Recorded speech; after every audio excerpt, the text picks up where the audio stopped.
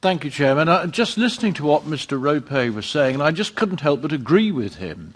These funds appear to be very difficult for farmers actually to get at, apart from the leader fund, which you do hear a little bit about, and some private enterprises has got into that.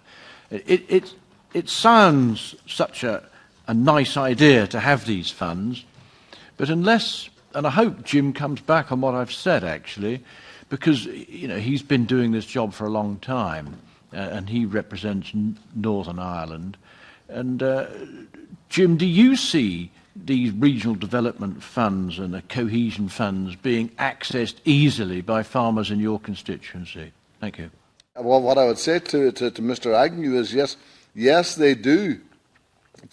And certainly where I come from, the farmers in Northern Ireland are not maybe as well off as they are in the east of England, where he comes from. And we've had to access all these particular funds, and we've had to make use of where the funds have come from. And maybe if other parts of mainland UK had been as good at accessing EU funding, maybe the outcome might have been different on Brexit, but I doubt it.